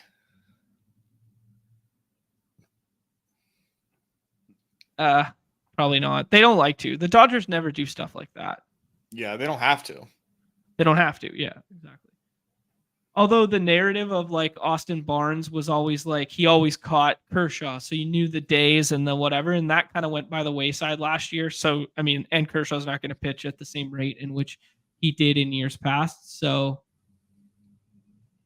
maybe it's a little less cut and dry. Maybe they have to play Will Smith more this year because they don't have the DH, chicken and egg scenario, where it's like, well, this guy's bat is too good to not have in the lineup. Speak of the devil, there goes Will Smith. Correa as a stack partner feels good to me. Yeah. I like Evaldi. Okay. I like Correa. Okay. He'd be my first choice here. I do like Evaldi a lot as well. I do a lot of him. Yeah, he's working on some stuff too. Underdog. There goes Julian. Julian. Wow. You thought. We thought. And there goes Evaldi too. Huh. Snipe Where do you get your City out ideas? here. Your boy Cabrian Hayes stacks. I like Braxton Garrett, but I'm a little scared of some of the recent reports. What are the recent reports on Garrett? Let's talk about that in 12 seconds. Did McMahon already go? Let's take McMahon. I want McMahon with Nolan Jones. All right. I want that one. Shoulder soreness and or fatigue. I did not see that. Yeah. Let me find the actual quotes. Marlins. Yeah, there's nothing on Underdog about. Yeah, nursing sore shoulder. Yeah, Jordan McPherson. Never heard of him. Don't know who he is. I'm sure he's a great reporter. General soreness of his left shoulder per Marlins manager Skip Schumacher. He still threw on the side the past 2 days, and he's not being shut down, but taking it easy with it. But they're taking it easy with him to start camp. Okay. It might be nothing. But that was the tweet that I saw. Okay. Yeah, I'll have to keep an eye on that. Yeah. He likes these guys on all his teams. He's gonna end up like 60% on those guys. Oh wow, this is a hot one. I like this. Travis d'Arnaud will be the best manager in the MLB in 10 years. Wow, Rod Stone, I like that shout. Dude. It's always catchers, right? Catchers always end up. It is. Yeah. Council's dad worked in the front office for the Brewers. Wow, now look at him. Yeah, I do like Hayes, obviously, but we got the two. We've got two teammates for the Pirates there, so we're probably good. McMahon is interesting because you see the ADP, and nobody's really taken him this like this season, and I'm kind of like trying to talk myself into grabbing more of him, but he's fucking good at baseball. I think he's really good at baseball. He's a good defender too now. Like he didn't used to be, and now he's like a decent glove too. Yeah, I don't know that I can like co-sign that, but he plays in Coors Field. That's for damn sure. That's for damn sure, and he's a lefty. I like my lefties in Coors Field. That's never gonna say no to that.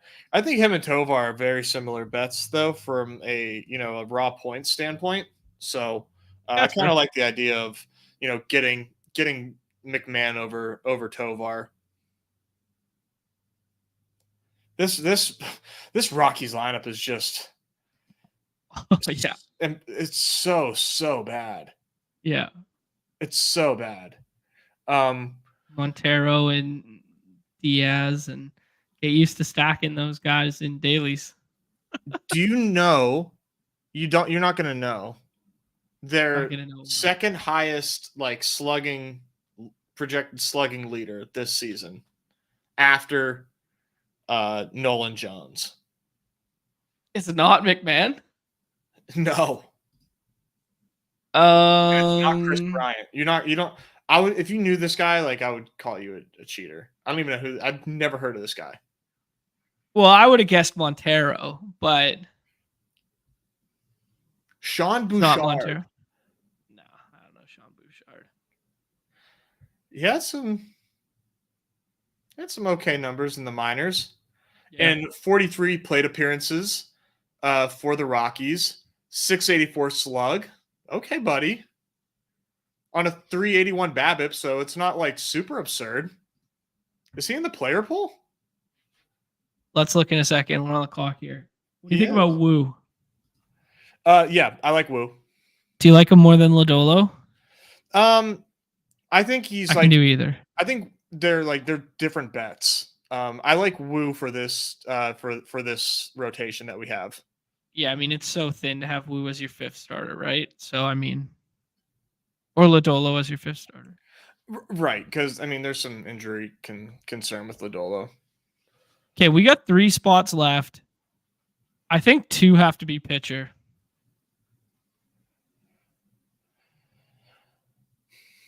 Webb, Gilbert, Keller, King, Wu. Infield solid, man. Yeah, I think Lodolo here. You like him more than Gore, Lugo, etc.? I like Mackenzie Gore too, but you know, I'm okay with like because I think if Lodolo gives you 120 innings, which like I know is like not Super Bowl-ish, but Right. if we get 120 innings from Lodolo, that could translate to 150 Ks. Yep. I think that's the thesis on him. People like the chart in the chat. 150 Ks and 9 wins. Yeah, and most of those just please come to the playoffs. Dave Klum is absolutely dialed with the news right now, and he is finding some gems, and he's saying fuck ADP and going like crazy with it. I respect this right now. Like he pushed up Jackson there, he pushed up Ellie there, then he pushed up Cole Reagans, Tanner Bybee, Brandon Fott, who we've both been like, yo, we like these guys. A little Kyle Harrison. I've been taking more Kyle Harrison lately. Dude, and then doing the Cincinnati. Dude's just having fun. Just out here having fun. I fucking love this team right now. I love this team. Dude, Chris Paddock's getting some love right now, too. Although there was a note on him that they're going to try and save him a little bit for like October. So his innings ceiling was like 140 something, which is tough. But like people forget Chris Paddock was like super good for like a small stretch with the Padres. Yeah, and then I thought he was like the second coming for a minute. Right. Hey, people are still drafting Siri. Grill Belichick's still drafting Siri. I don't feel as dumb anymore. Jose Siri. Dude, I don't know. There was a stretch there where he hits tanks. That was all he did for a minute. Yeah. It was just nothing but tanks. Okay, Nez, this team, one more pitcher, one more infielder.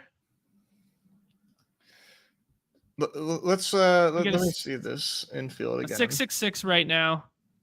Webb, Gilbert, Keller, King, Wu, Lodolo, Olsen, Riley, Holiday, Naylor, Correa, McMahon, Jones, Oatmeal, Santan, Goat there, Riley Green, Byron Buxton, Jack Sawinski. Yeah, I think we could do 7-7-6 here. Yeah. I mean, outfield doesn't look. It's hard for me. It sucks, man, because like I always got 6 outfield, and then and then Henry Davis stares at me, and then like I don't really have much room for him. But I get him enough. But he's gonna end up being my Mitch Keller by the end of the season. Yeah, you think so? You just keep tacking him on every time. Yeah, dude, he hits tanks. It's the line drive machine. All right. Oh, Andreas with the Cronenworth. I'm spreading the Cronenworth love now, dude. People are getting on it. I like Cronenworth and the Drury. I'm getting in the Crone zone. I can't do Drury, but I'm in the Crone zone. Okay. I want to do Mountcastle here then.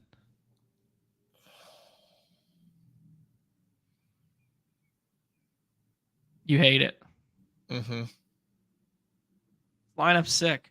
He's a right-hander in Baltimore, and Ryan O'Hearn outplays him. That's fair. It's too late. Who do you want to do on the pitcher side? I've been taking a lot of the Detroit guys and Kenta Maeda and Jack Flaherty. Which do you prefer?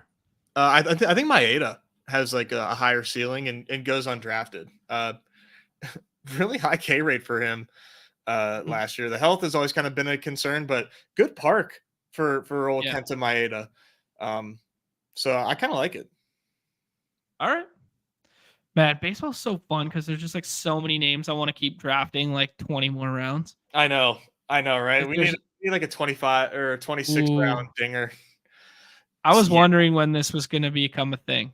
I welcome it. Go ahead. If you like to take him, please let me know when you want to draft, and let's draft together. He's not getting signed. No, you don't think so? Absolutely not. Absolutely not.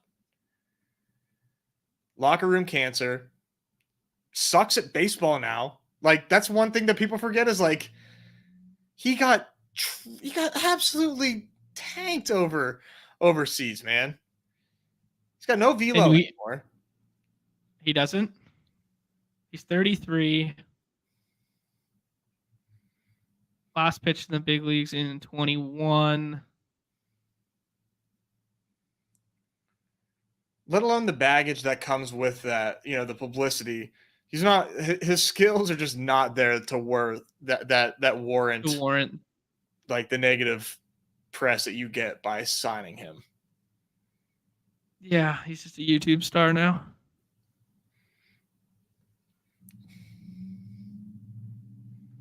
Interesting. Yeah, he's trash. But let me know. Let me know if you're taking him so we can draft together. That way I don't have to. There you go.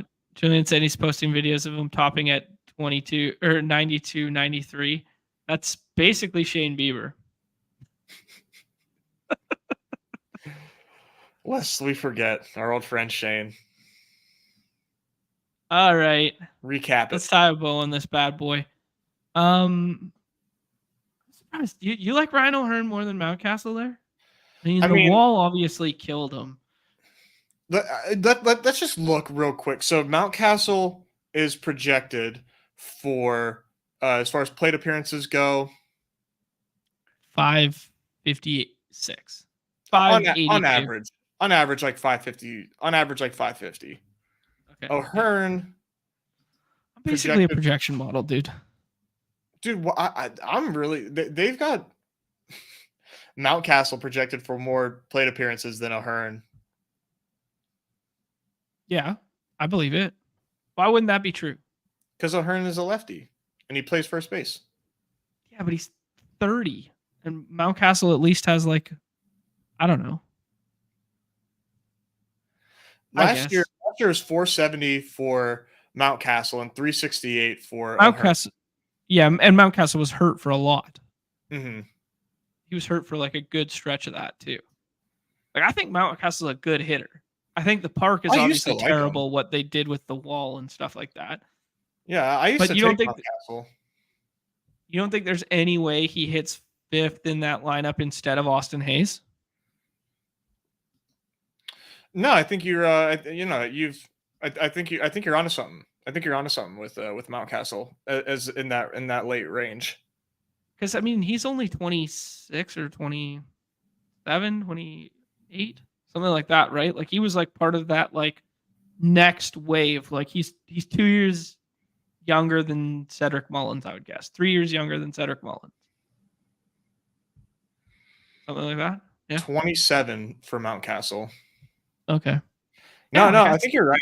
I think I'm a little too bearish on Mountcastle because he's still a good hitter. There's just a lot of bodies there, but a lot of good bodies, and he could end up knocking them in for RBIs. Yeah, he cranks doubles too. Like, that's like his MO. Even with the wall, he probably won't hit as many out. I don't know. Maybe it's a little too thin for the last round, but trying to think who else fits better on this team. Maybe someone from Detroit. Heath went in front of us. Yeah. Yeah.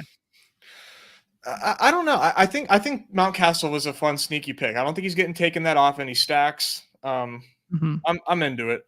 Other infielders, I guess, that we could have taken. The Angels guys are interesting to me. Shanwell and Neto, I kind of like. Okay. Yeah. You think both of them start in the big league club like they ended last year? Yeah, they kind of have to. They don't really have any other bodies, I don't think. Yeah. What about Luis Randolfo? Rengifo? Renhefo, is that how you say it? Uh-huh. It's all right. I mean, he's definitely like pretty solid as well. I mean, I really think that the Angels are like not as bad as people think. Okay. Him and Drury in I the mean, middle of that. What about Rendon's going to play his 80 games? yeah, of He's the course, right? talk of the He's town gonna right hate now. it. Yeah, and he's gonna hate every minute of it. I mean, Those quotes are crazy, man. Drury is like average. Renhefo is average, but I like him. You know, he's rosy average. Drury is average with like little to no upside. Ward, like projection systems are not out on Taylor Ward. Okay. Ohapi is like legit very good. Yeah. Shenwell and He's Neto young are too, average. right? Yeah, How old? Ohapi's yeah, he's young. He's 23? 24. 24. Yeah. Just turned 24. Hmm. Like, sure, the Angels aren't like great, but they're not like offensively, they're not dog shit. Okay. An endorsement. Yeah. No, I'm thinking when you're thinking about these cheeky stacks at the back here, like I kind of just want unique guys that not everybody's taking, and like mixing in the last two picks like that makes a lot of sense. Like Sean Murphy, would you have preferred Sean Murphy over Mountcastle there? Probably, maybe. I get. I mean, I think it's like, I mean, plate appearances projections they're going to be really similar. Murphy and Mountcastle, I think. Okay. I'm trying to think of some other guys back here that like could pop. You think Jordan Lawler breaks camp with the team? I think it'd be really hard now that yeah, I don't think he breaks camp, but I think we see him.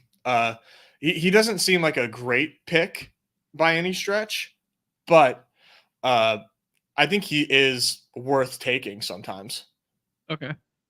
Yeah, I'm trying to think of like some other. Wow, Noda too. Like Noda, obviously the park's awful and whatever, but he had stretches last year. Like, why aren't we mixing in Noda a little bit? Why take Zach Geloff where he goes when you can take Ryan Noda for free? Yeah, fuck yeah, I love that call. Mm-hmm. Yeah, Noda's let's sick. mix in Noda. I was put Noda on the side list.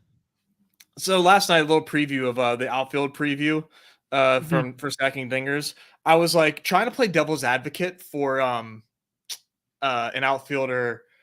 Lane Thomas. Yep.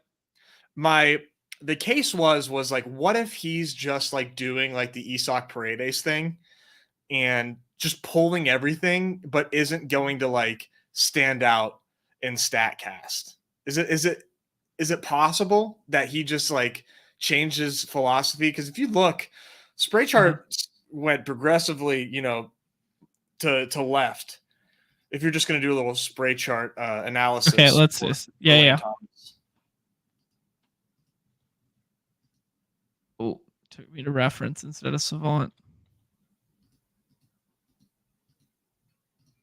I mean, like, you're kind of talking to the wrong guy because I like Lane Thomas and I think he leads off versus lefties too.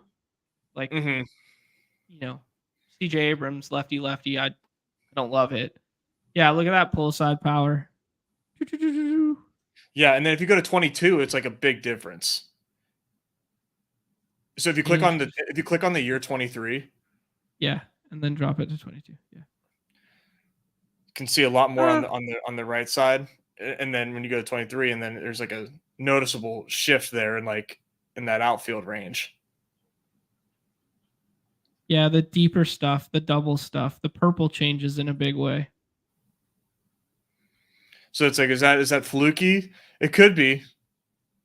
It could be. He's a rich price right now, but I can't help it. I just like want guys to be good. Like I want Lane Thomas to be good. So do I actually. I like Lane Thomas. Played him a lot in the dailies last year. Because nobody wanted to touch Nationals, right? Yeah, like the Angels. The Angels are going to be like that this season for sure. Like nobody's going to want Angels and dailies. Speaking of the Nationals, is my boy Stone Garrett still going to get some ABs or what? Lefty killer Stone Garrett 101. It goes Christopher Morel, then Jake Berger, then Stone Garrett. That's the perfect stack. It's the perfect stack. Doesn't matter that they're all on different teams. It's the perfect daily stack. Oh, and imagine this when lefty's in town for the Angels. You got Trout, Drury, Rendon, Ward. I don't see Stone, but Joe Adell certainly Joe Adell, holy, wow. Hanging on by a thread. Julian brings up a good one here. Yeah, Brendan Drury definitely gonna be a trade deadline guy. Like Angels play to their total, then he's easiest to move on from. I like that. Gallo as a comeback player. He's gonna be hitting fourth in that lineup. Park plays better for lefties than righties. I mean, even the Angels starting rotation, like I can squint and not see a bad rotation. I don't even have to squint that hard and not see a bad rotation for the Angels. Like the pitchers. Correct. Oh yeah, starting rotation. Okay. Yeah. I mean, I don't really want any of them in our contest. Like maybe Reed Detmers. Can't people got a lot of love for Canning. Sandoval's still there. Sandoval. Sandoval's the oldest 27-year-old. That's true. Chase Silseth is 24. Like, yeah. Tyler Anderson gets strikeouts. Sometimes. Tyler Anderson's just a good old innings eater. He's a lefty thumber. Lefty thumber innings eater. Huh. Miguel Sano's an Angel. It's true. It's right. Nez does. You have rose-colored glasses for all the shit teams. I know. Yeah. Yeah. Canning plus Sandoval is the most comforting warm bowl of oatmeal at the end of the draft. That's pretty well said. People love it, man. People love it. Yeah. Wow. Joe Adell, Aaron Hicks. Oh my god. I didn't even realize that Aaron Hicks was on this team. He must be non-roster invitee, right? I think that's a major league contract. Wow. Yeah, Nationals, right? No, Angels. Angels, rather. Very interesting. The no. Yeah, 40% K rate coming in. So my last question for you is, are you in on Ellie at his price? Well, we talked about it a little bit on that Pete episode, that I think like people are being like way too dismissive just because models don't like him. But I mean, if he's in the fourth round there, like I'll take him some percentage of the time. But he's kind of like the epitome of like a dude who's in our daily contest where it's like he's too good to let fall, but he's not good enough to keep pushing up and up until we like see more, right? So he's kind of in that, like he's always going to be there between 33 and 41, you know? So like every Ellie build is kind of going to look like similar to me. Like from like the game. I don't know. Like I think my rose-colored glasses are like the ceiling cases way more than everyone's giving it credit right now. Like why can't he just be like switch hitting shortstop version of Julio or something like that? But that might be just like way too much credit. I don't know. Long-winded way of saying like I want some of it, but I won't be doing what like Neumy did last year with Bobby Witt. Like I think the profile isn't nearly to that level, so I wouldn't want to just like ape him in the third round. Yeah. It's I mean, I don't know. I'm coming around on it, but I'm not going to capitulate. I'm not going to draft him. I'm not drafting him. But at all? In best ball, no. Like the ceiling case is just so effing huge. Like that's the problem. Is like from a fantasy standpoint, like none of it matters if he hits 50 home runs and steals 50 bases. But, you know, what's realistic? Like, you know, what's a realistic ceiling case for him? 35 home runs and 60 bases? I think 35 home runs is definitely fair because, I mean, unless you just like, oh, yeah, like, guess what? Like, I don't hit ground balls anymore, and I also don't strike out 30% of the time anymore. Like, here I am, then yeah, we've got a problem. But like, Yeah. but I think in your mind you think he's Jazz Chisholm, right? I like Jazz Chisholm. What's the difference? A big difference. There's a big difference between him and Jazz Chisholm as far as what they can do with their bats.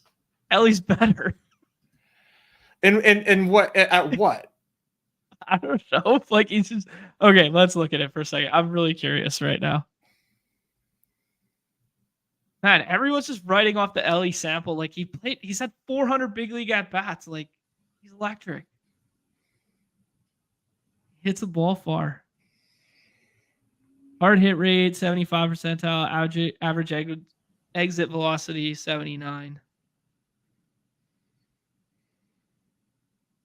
And then the speed is just like what kills.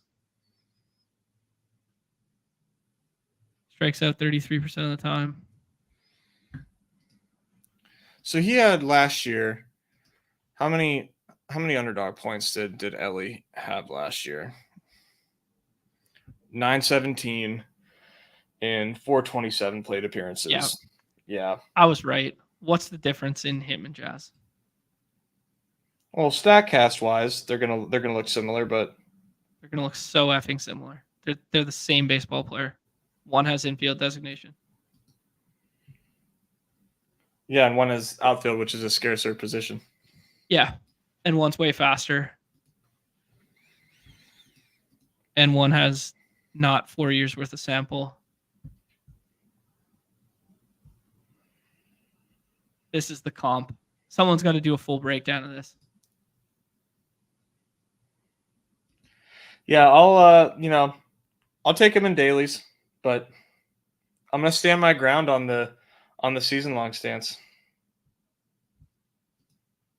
Yeah, I mean, like if we were playing like a traditional like roto style game, I would be more in lockstep with you. I think maybe shortstop matters a little bit more in that. People like him in roto more because he steals mad bases. Yeah, okay, that makes sense. I just mean like from the weekly scoring standpoint, like you can mask him so well at infield. So if he just goes 0 burgers for you, like you can have other guys that put up. Like in terms of spike week potential, like who's got a higher, when you say you'll take him in a daily, it's like, well, yeah, because he can win you a daily. Well, who's got higher spike week potential than Ellie in a weekly?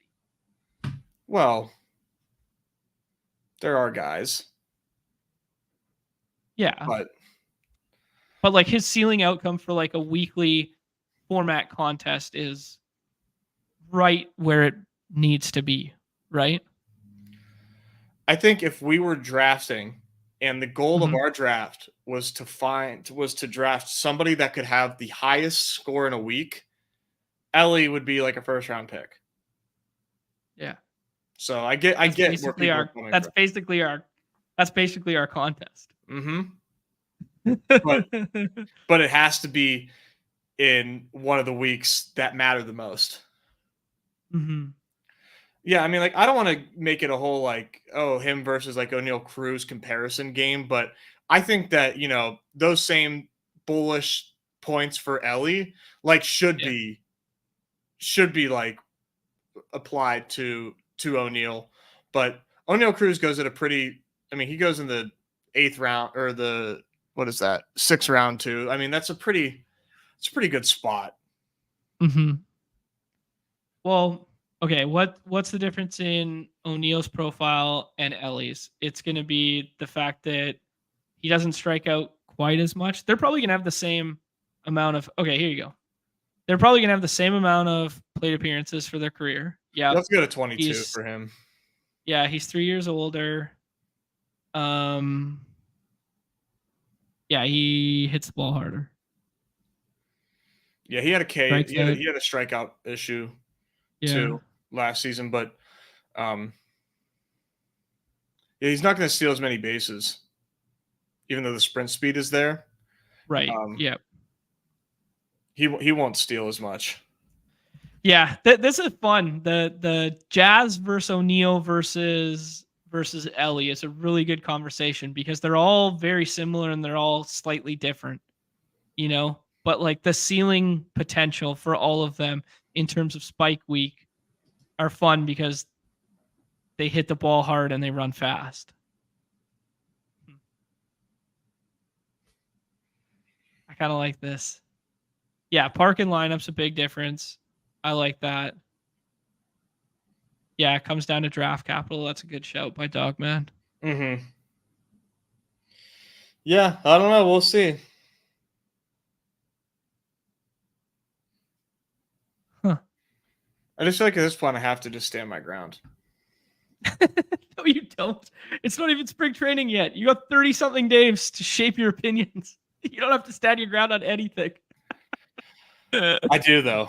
I do, unfortunately. It's something at this point that if I capitulated, I think I would have egg all over my face. Mm-hmm. Yeah, Billy Jones saying something similar. He'll have 0% Ellie in the best ball, but in the dailies he'll be yeah.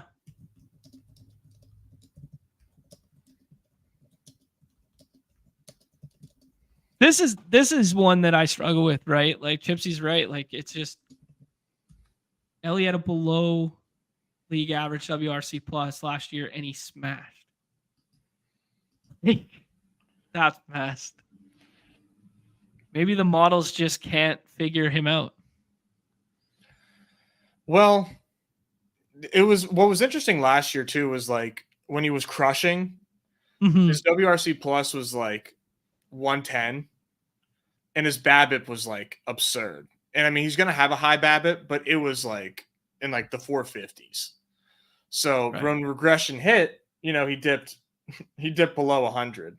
But yeah, he's just like, I think he is the way I would probably put it, and which is something that like I used to like really subscribe to, is like he's like the ultimate like eye test pick. Like fuck a projection, man. Like runs fast, hits hard. Yeah, see ball, go far, runs fast. Yes. Oh, it's so true. Like I mean, like ultimate eye test pick. In a vacuum, like if you just compare talents and you take the numbers away and you take the outfield designation away, it's insane that we would ever take Nolan Jones over him, and Nolan Jones goes over him every single time. See, I don't know. Nolan Jones plays in Coors Field, and he's also like hit ball fast guy. I know, but like if you just compared the two talents like 1-to-1, no evaluator in the history of baseball would be like, yeah, give me that fucking Nolan Jones guy. Like, right? Like that's the most simplistic way of looking at it. It's just like, I don't know. Like no scout is pinning their job on Ellie versus Nolan Jones. Yet we pin every draft on Jones over Ellie. Well, you got to think about the context of our game. I know. I'm taking that out for a second, just for the sake of analogy. Nolan Jones is good, dude. Nolan Jones is a good baseball player. I agree. He's a completely fine baseball player. It's funny. Nolan Jones is closer to Ian Happ than Ian Happ is to Ellie Cruz. I don't even know what just took place there. All right. Okay, let's tie a bow on it. We will have more Ellie debates every single show that we do baseball because they're so effing fun. And I'm not even sure I'm an Ellie guy. I just think like the ceiling case can be made. Nazzy, we went 7-7-6 on this most recent dinger. Logan Webb with Logan Gilbert, the dreaded Logan at the top of the ace staff.